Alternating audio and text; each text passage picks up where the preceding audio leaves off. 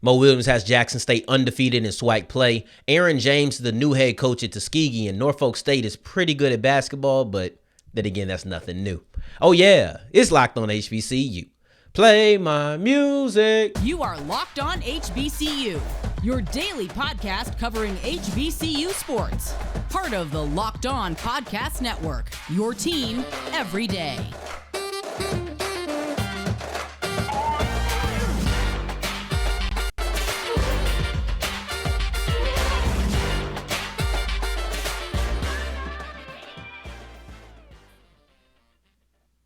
What's going on, family? Welcome back to another episode of the Locked On HBCU podcast, your number one daily one-stop shop for everything HBCU athletics, Monday through Friday, part of the Locked On Podcast Network, your team every day. And I, of course, am Darian Gray, a.k.a. the Mouth of the South, Texas Southern alum and former TSU Herald Sports editor. Thank you for going on this journey with me, making Locked On HBCU your first listen of the day.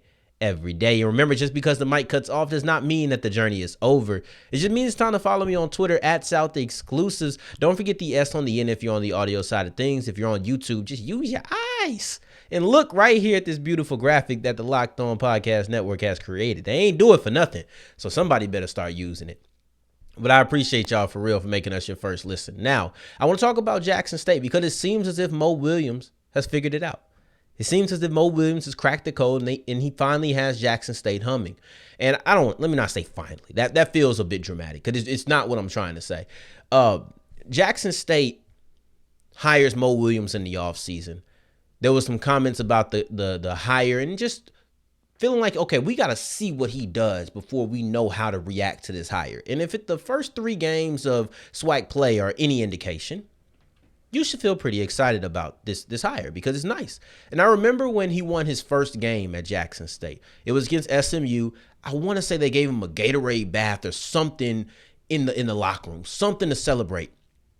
That feeling is going to be one that we bring up because it felt like a monkey off my back. I got that first victory. I'm back. I'm in Mississippi. I'm doing my thing. And I won for Jackson State. Let's talk about the lineup that Jackson State's play because this is not a Mo Williams topic. That's not what this is supposed to be. What this is a highlight of how good Jackson State has been, and Mo Williams just so happens to be the head coach in that, so he is a part of it, but it's not a Mo Williams topic. So when I look at Jackson State, they've knocked off Alcorn, Alabama State, and then also Alabama A&M. This is a pretty solid lineup of games to start off your SWAC play, and I think they've proven themselves to be quality in this lineup. So I wouldn't go so far as to call it a gauntlet, but I definitely think it's a tough lineup and not easy. You go 3-0 in this 3-game stretch, and I think that's pretty solid. Alcorn is clearly the headliner, and it's what they opened up with. It was the headliner in the biggest game that they played thus far, the best team they played thus far. Alcorn only lost 1 game in SWAC play, and that's to Jackson State. After that, they won their next 2 games. You look at Alabama State, they're 2-2. So it's not as if they're playing bad teams. They're playing pretty solid squads. Alabama A&M isn't the greatest, but Alabama State and then also Alcorn have pretty solid records in SWAC play, especially Alcorn. This was a game that came all the way down to the wire. Both of these games were extremely close in the first 2 victories. Alcorn came down to a shot with 11 seconds left. Colty Young knocked down a 3-pointer, and that actually gave them the win. They had to play defense, of course, afterwards, but that was a close game. And then that feeling that I was referencing earlier with SMU, I feel like that was probably the feeling that Mo Williams had after the Alabama State game ×5. Because, yes, it felt great to have your first victory, but I'm sure it had to be a special win. Even if it wasn't a monkey off the back, I don't know if there's any bad blood between Mo Williams and Alabama State. But I can't help but imagine that you play the team you were just coaching for last season and you beat them. I can't help but think that had to make you feel at least a little bit good. No inside information, but that's just my assumption on at least how I would do it. That's what I would be like. I'll be like, man, because I opted to leave. That's the thing. Like, he can't feel cheated because he opted to leave, but at the same time, at the worst, I didn't want to lose to you, especially since I chose to leave. I didn't want to lose. So winning was a pretty big relief in my mind if I was in that situation. So you look at the Alabama A&M game, and that's where he was really kind of, I don't want to say able to stretch it out. It was an 8-point victory. But The Alabama State game was 3 points. The Alcorn game was 1 point. So it's completely different now. You get into this game, you win by 8. It's like, oh, we blowing teams out in comparison to the other way, right? Not that you really are, but that's how it feels when you have 1 point win, last second shot, 3 point win. You holding them off real late. You got to fight their last second surge. And now you play Alabama A&M, and now you feel like, okay, this is the first comfortable win. There we go. That's the best way to put it. I know if I talk long enough, I get my way into it. But this is just the most comfortable win they had. Those first 2 games were extremely close, and you needed Coty Young. You needed Jamarcus Jones to really step up in the way that they did. They've been big during this 3-game win streak. They scored double digit in every single one of these games, and I feel like they had to be because Trace Young was out for a game. He missed that first game versus Alcorn. And how did they get it done? By Jamarcus Jones dropping 20 points. Right? We get it done by Coty Young having a last-second 3-pointer to win the game. That's how we get these things done. They had to step up. And then once Trace Young comes back, he takes him a game to get right. So that Alabama State game wasn't great. But you know what? It's 2 Youngs. Coty Young and then also Jamarcus Jones, they step up and they drop double digits again. And now when it comes to Alabama A&M, Trace Young drops 24. And both of the gentlemen, Coty and Trace, wow. This is my first time having a double up last name where I have to say the first name the whole time. But Trace Young drops 24 versus Alabama A&M, but that doesn't mean that Coty and then also Jamarcus Jones are just going to slack up. They both dropped double digits in those games as well. If all 3 of these players can continue to drop points, this should be a pretty good team because they already have that defense. They already are the second defense or second ranked defense in conference play. So they've been really eliminating points. So if those 3 can continue to score and can continue to put up numbers, Jackson State's going to be for real. They have a really good test versus Prairie View coming up on Saturday, and I'm extremely happy that we get to see Jackson State versus Prairie View, and we also get to see Grambling versus Southern on Monday or Saturday. We'll be recapping those games on Monday because those are big-time matchups, and I can't wait to see how they turn out. So that's just something you have to look forward to, even though we still have an episode in between. And as we go forward with Locked On HBCU, we're going to talk about Aaron James because he's the new Tuskegee head football coach. And there's absolutely no doubt in my mind, this is a Reginald Ruffin hire. Maybe even more than just a suggestion. Maybe he went and said, this is the guy. I'm putting my name behind him. I'm going to tell you exactly why I feel that way as we continue with the episode. But first, today's episode is brought to you by BetOnline. BetOnline is the #1 place for all of your sports wagering. We are going into playoff season. This is the greatest time for me. As much as I love football, there's no better time than the NFL playoffs. None. I don't think anything compares to it. That's just me, though. We're going into Super Wild Card weekend where we have 6 games. Saturday, Sunday, and Monday. The slate is full. There's so many games for you to put your money down on, and they have the best props. They have in-game props. They have just who's going to win the game. We have odds as far as the spread, and then you can go all the way into the Super Bowl with this, and then right after the Super Bowl, we have our eyes on the futures. So BetOnline is the #1 place, and if football isn't your thing, we can still do basketball. We can still do hockey. We can still do combat sports, esports. Come on. We're talking about BetOnline here. We're talking about the most versatile out in addition to being the fastest and easiest way to wager on all of your favorite sports. That's BetOnline, where the game starts. As we keep on rolling on today's episode of Locked On HBCU, I appreciate you for making us your first listen of the day. For your second listen of the day, make sure you're checking out Locked On College Basketball with everything you need about the sport in one place. It's a one-stop shop similar to us here with HBCUs, but put that into a college basketball format. So go ahead and check that out wherever you get your podcast, including where you're listening to me right now. It's just that easy. Don't want to have to go look for it later. Type it in right now and press search and play it right after me. Matter of fact, upload it to play next if you're on the audio side of things. So that's exactly what you guys need to do. And we're going to talk about Aaron James and Tuskegee. This is the first time that I've actually didn't spin into a basketball topic after I did that lead in, so I had to keep you on your toes. But Aaron James, there's no doubt in my mind he is a Reginald Ruffin hire. I wouldn't even be surprised if Ruffin went in and said, you know what, this is the guy. I'm sure he didn't make the decision by himself, but he just went and said, I'm putting my name behind Aaron James, and this is the guy. And just so we have a little bit of backstory and context, Reginald Ruffin was the head coach at Tuskegee just last year. He was the head coach and athletic director. He decided to just be the athletic director, and now who moves up? So you could kind of say he moved up. Now he went from HC to AD. So who's gonna move up now? Aaron James, who was the offensive coordinator for Tuskegee last year, and he moves up from OC to head coach. Now it's more than just that. It's more than just the fact that this is a promotion. It's more than that, because I wouldn't be shocked that this was always in the plans. You look at the history that Ruffin and James has. When Ruffin was the head coach at Miles, guess who was a part of his staff? That's right, Aaron James.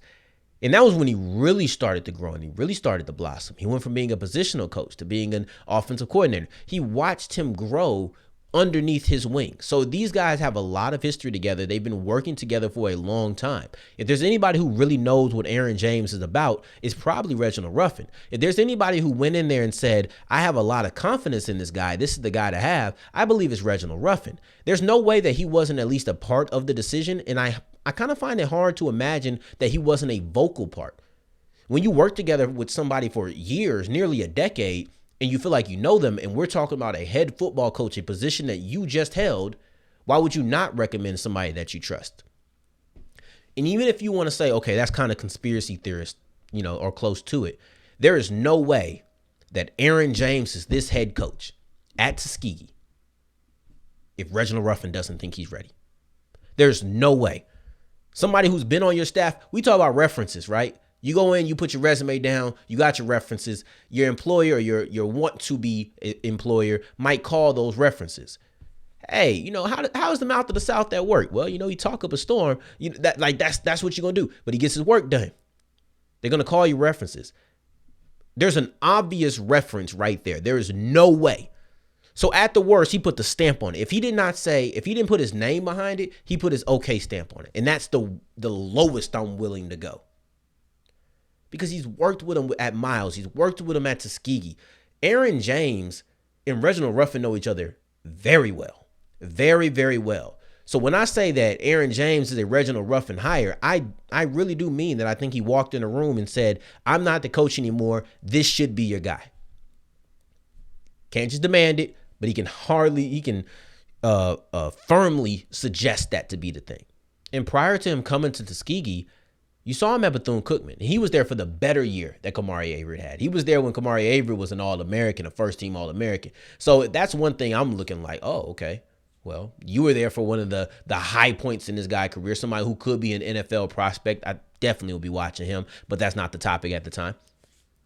So you had that year, and then you have all the time when you were at Miles. And when you were at Miles, you had a bunch of players who were first or second team All-SEAC guys. You had a running back who was the offensive player of the year, the conference MVP. You had a quarterback who was a first team all-conference player. You had all of these things going for you, and you won.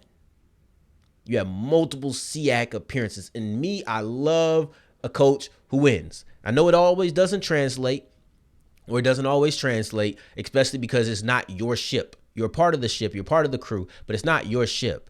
So it's not as if, okay, you just because you're underneath the coach who knows how to win doesn't mean you automatically soak it in. I'm dealing with that right now as a Saints fan, in my opinion. But you're looking at James. He didn't just win as a coach. He also won as a player. And that's his connection to Tuskegee. When you get his connection to the school, it's deeper than just being an offensive coordinator in 2022. He's the winningest quarterback in Tuskegee history. He has 42 victories. It's more than anybody else in school history. He only had 5 losses. He led them to an undefeated team or undefeated season in 2000. So there's so many things that he has going for them or for him in the winning department. And this is just me. I gravitate towards coaches who win. I just do. It's an intangible. Not everybody has it. Not everybody can sustain it. There's so many things to go into. But when I see that you know how to succeed, whether that's in development, whether that's in wins, whether that's in success as far as yardage, there's so many ways to look at it. If you can be successful, bring, come on. If your side of the ball contributed to wins, bring it on. That's what I'm looking at. That's something I gravitate towards. So maybe that's just a personal thing, but that is something that I do value. And going forward, we're going to go to Norfolk. I know they're good. They've been good, and they're going to stay good, apparently. But that doesn't mean we don't need to talk about how good they are just because it's the same old, same old. So let's go ahead and break down a little bit of how their season has transpired thus far as we continue with Locked On HBCU. But first, today's episode is brought to you by Built Bar. Built Bar is the #1 protein bar on the market, bar none. And I don't care what protein bar you try to stack up next to them. They just pale in comparison. And I've had them. I've ate all of them. They don't taste as good. They're not as good for you. You look at Built Bar, it's covered in chocolate. You have the Built Puff that is a freaking marshmallow covered in chocolate.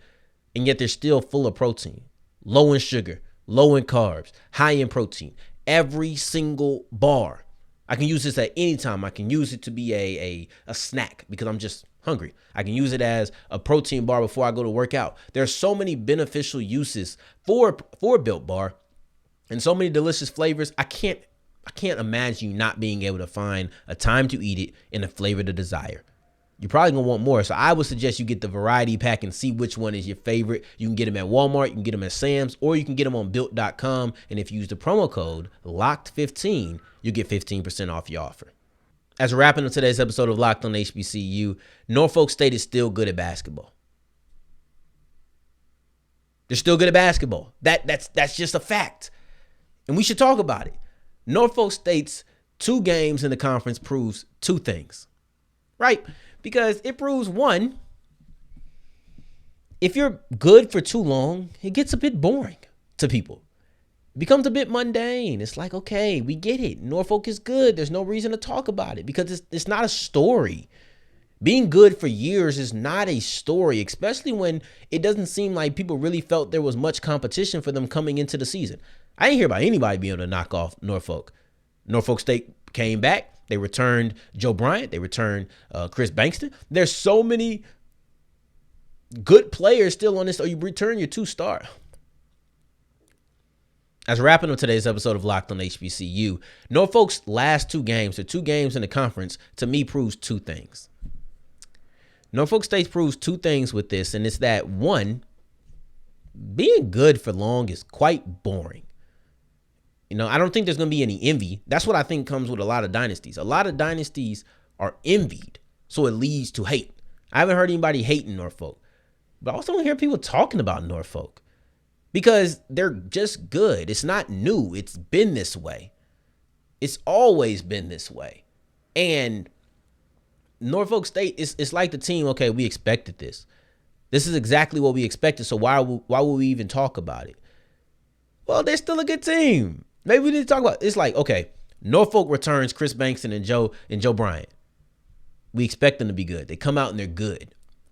What's there to talk about? There's no story there. We'll rather just focus on the team that is under the radar, or the team that we didn't see coming and is here, or the team that we thought was going to be really good, but they're failing. There's so many other stories, but the team that is exactly what we thought they were is not a fun story.